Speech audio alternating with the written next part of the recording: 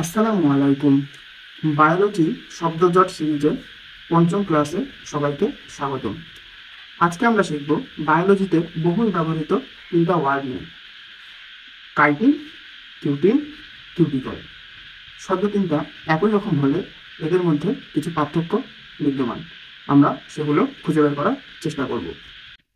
Chitin chitin হচ্ছে carbohydrate জাতীয় polymer যৌগ।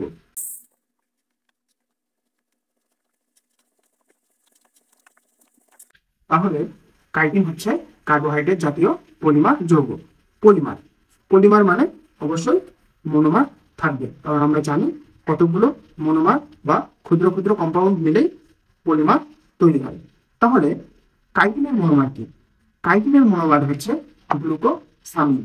কাইটিনের মনোমার হচ্ছে গ্লুকোসামিন। তাহলে এই গ্লুকোসামিন বলতে গ্লুকোজ সামিন, গ্লুকোজ আর সামিন। সামিন বলতে একটি অ্যামিন গ্রুপকে বোঝায়, অ্যামিন গ্রুপ। তাহলে গ্লুকোজ এবং অ্যামিন গ্রুপ মিলে কাইটিনের মনোমার তৈরি হবে এবং এই মনোমারগুলো পরবর্তীতে কাইটিন তৈরি করবে। এখন কিউটিন। কিউটিন হচ্ছে স্নেহ জাতীয় পদার্থ। কিউটিন এক ধরনের স্নেহ জাতীয় পদার্থ। এখন স্নেহ জাতীয় পদার্থ বলতে আমরা কি বুঝি?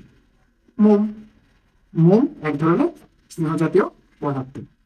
এখন কিউটিকল। কিউটিকল কি? কিউটিকলকে যদি আমরা বুঝতে চাই তাহলে